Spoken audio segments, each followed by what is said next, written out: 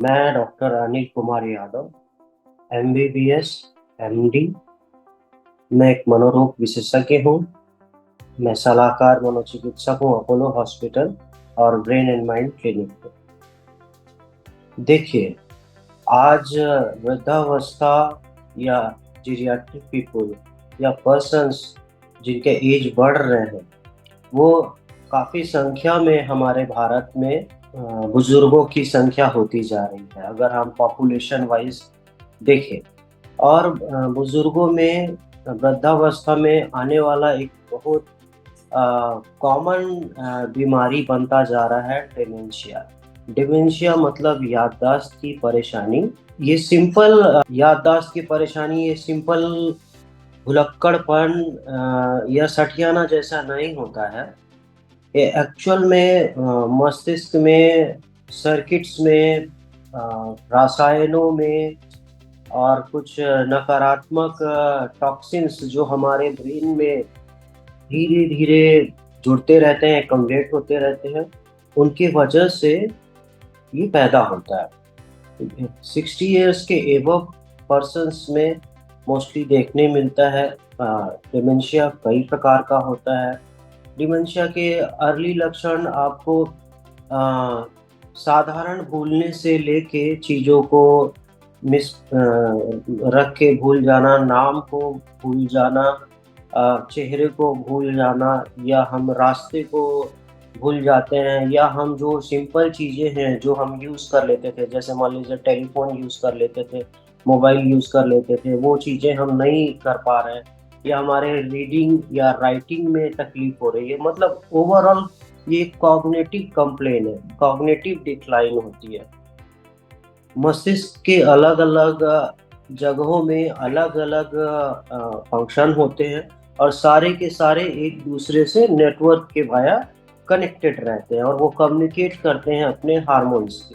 कई बार जब धीरे धीरे डिमेंशिया का प्रोसेस बढ़ता है तो इनमें कम्युनिकेशन नहीं रह पाता है, इसलिए हमारे बुद्धि के कई इलाकों में नुकसान पहुंचता है, जैसे कि मैंने बताया, मेमोरी में, मैथमेटिक्स में, रीडिंग में, राइटिंग में, हमको जगह के ओरिएंटेशन में, रास्ता पता होने में। तो ये बेसिक चीज़ें धीरे धीरे बढ़ती जाती हैं और ये बढ़ते बढ़ते, ये जब शुरुआत में हल्की रहती हैं, इसका प्रोग्रेसिव फेस होता है, इसमें धीरे धीरे ये आगे बढ़ के मध्यम दर्जे का आ जाता है। इसमें आदमी अपना बेसिक चीज़ें तो पूरा कर लेता है, जैसे नहाना, क्लॉथ पहनना, और लेकिन उसके जो कॉम्प्लेक्स मैथमेटिकल चीज़ें हैं, ड्राइविंग है, या कि फिर जो पहले की जटिल चीज़ें वो कर लेता था, वो चीज़ें नहीं कर पाता। और इसमें कई बार हमें एक्सीडेंट्स के चांस बढ़ जाते हैं, क्योंकि हमको कंफ्यूजन होता है रास्ते में। हमको अ, कई बार हमारे चेक बाउंस हो जाते हैं क्योंकि हमारी राइटिंग खराब हो जाती है। कई बार अचानक से हम कुछ चीज़ें बोलना बंद कर देते हैं धीरे धीरे। ऐसे ही धीरे धीरे जब ये बढ़ने लगता है तो ये सीवियर कैटेगरी में जाता है। सीवियर कैटेगरी में ज़्यादातर व्यक्ति चुप चुप गुमसुम अकेले में रहता है, अपने आप को आइसोलेट कर लेता है, या कि फिर उन्हें भ्रम होने लगता है, जैसे कि उन्हें डर लगता है कि कोई उनके घर में आके चोरी कर रहा है। उनको महसूस होता है कि चोरी हो जाएगी, कोई लोग आके मुझे नुकसान पहुंचा देंगे। कुछ आवाज़ें उनको सुनाई देती है, कुछ विविड इमेज दिखाई देने लगते हैं, जैसे कि कोई दिख रहा है, वो अपने अपने आप में बात करने लगते हैं और भ्रम के शिकार होने लगते हैं। उनमें डर बढ़ जाता है, उनमें खाना कम हो जाता है, धीरे धीरे उनमें कमजोरी आने लगती है। कई बार वो खाना त्याग देते हैं और आगे चल के वो अपने टॉयलेट, अपने पेशाब के बारे में भी जानकारी रखना भूल जाते हैं। तो ये सीवियर समस्या होती है। कई बार मरीज घर से निकल जाता है, उन्हें मालूम नहीं रहता कि वो घर में वापस कैसे आए। सबसे ज़्यादा सामान्य परेशानी यही देखते हैं डिमेंशिया के एडवांस स्टेज में, कि मरीज घर से निकला और वापस नहीं आया। ये आप देखेंगे पेपर्स में और इसमें कि और कहीं भटक गया वो, फिर कभी वापस ही नहीं आया, या मिला तो बहुत खराब हालात में मिला। तो देखिए, डिमेंशिया कई प्रकार के होते हैं।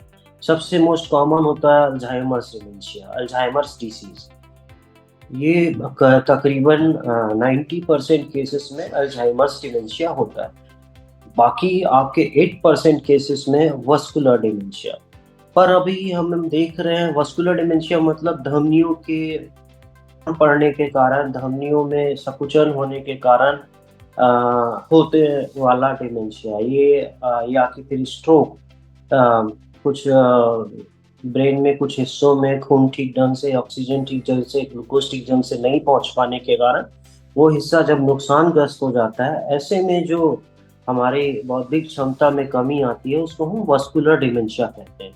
ये भी धीरे धीरे बढ़ता जाता है, और हम ये देख रहे हैं आज के समाज में कि blood pressure, sugar, lipid, cholesterol, बैठे रहने का सेडेंटरी जीवन, और नशा, अ, अ, ये काफ़ी चीज़ें हैं जो धमनियों को नुकसान पहुंचाती है। इनके कारण उनको वस्कुलर, धीरे धीरे महीन धमनियां मस्तिष्क की सूखने लगती हैं, और धीरे धीरे बाकी हिस्से भी इन्वॉल्व होने लगते हैं। तो ज़्यादातर चीज़ें हम देखते हैं वस्कुलर डिमेंशिया में कि आदमी का जो क्षमता है, तेजी है सोचने का, तेजी से समझने का, आंसर देने का, ये चीज़ें धीरे धीरे कम होने लगती हैं। आदमी चिड़चिड़ा होने लगता है, चीज़ें समझ नहीं आती हैं, और भी चीज़ें मस्कुलर डिमेंशिया में होती हैं। इसके अलावा और प्रकार के डिमेंशिया होते हैं जिनके पीछे कारण होता है।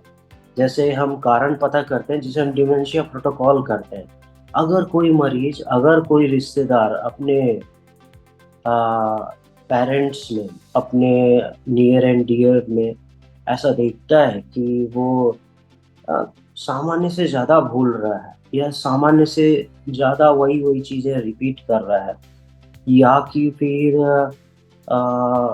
वो खा चुका है फिर भी वो खाना मांग रहा है, या वो दवाई ले चुका है फिर भी वो दवाई लेना चाह रहा है, तो ऐसे में हम समझ जाना चाहिए कि थोड़ा डिमेंशिया या याददाश्त की समस्या है, और हमें तुरंत एक साइकियाट्रिस्ट या फिजिशियन को दिखाना चाहिए। ऐसे में जल्दी अगर हम आइडेंटिफाई कर लेते हैं, तो हम सबसे पहले कारण पता करते हैं, क्योंकि कई कारण होते हैं रिवर्सिबल कॉज ऑफ डिमेंशिया।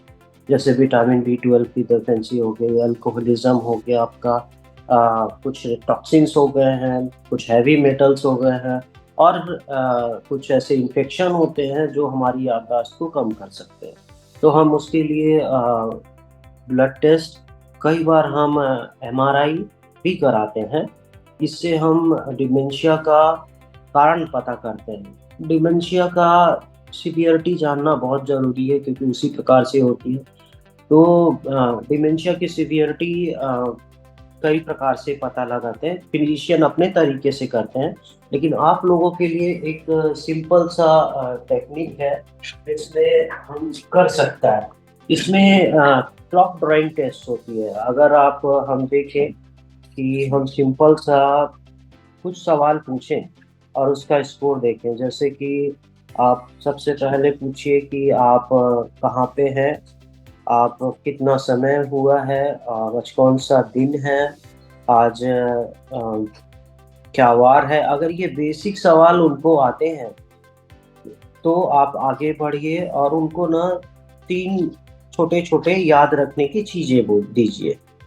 अगर वो 3 चीज़ें तुरंत याद कर लेते हैं तो फिर आप वो 3 चीज़ों को थोड़ा देर बाद पूछिएगा। अगर वो 3 चीज़ें याद रह लेते हैं तो इसका मतलब उनका मेमोरी ठीक है। अगर अगर वो इनमें कम स्कोर कर पाते हैं, अगर वो समय को ठीक ढंग से नहीं बता पाते, दिन को ठीक ढंग से नहीं बता पाते, जगह को नहीं, और पहचानने में दिक्कत होती है, और वो अगर रिकॉल नहीं कर पाते 3 ऑब्जेक्ट, तो समझिए कि ये डिमेंशिया का अ, अवस्था है। एक और साधारण वो तरीका है जानने का कि हम क्लॉक ड्राइंग टेस्ट कराते हैं। इसमें मरीज को एक क्लॉक बनाने बोलते हैं, जिसमें हम कुछ पर्टिकुलर टाइम देते हैं। जैसे आप 11 बज के आपका 40 मिनट्स हुआ है, तो आप छोटा काटा बड़ा काटा कितना है, आप कितना एक क्लॉक बनाएंगे, उसके हिसाब से आप मार्क्स देते हैं और समझते हैं कि क्या है।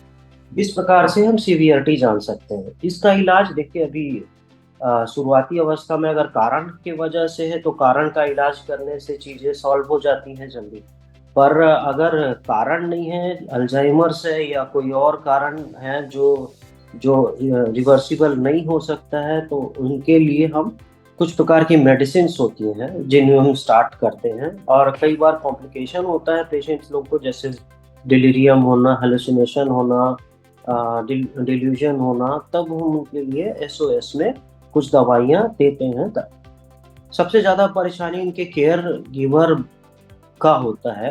केयर गिवर बर्डन सबसे ज़्यादा होता है, क्योंकि इसमें घर वाले लोग काफ़ी तकलीफ में रहते हैं और अ, वो लोग अपने आप को बहुत बेबस और मजबूर समझते हैं कि वो कुछ कर नहीं पा रहे हैं अपने पेरेंट्स के लिए, क्योंकि प्रोग्रेसिव डिसीज़ है। तो अर्ली आने में हम बीमारी को धीमा तो कर सकते हैं, पर अभी हमारे पास में कोई ऐसा सीधा-सीधा इलाज नहीं। Thank you.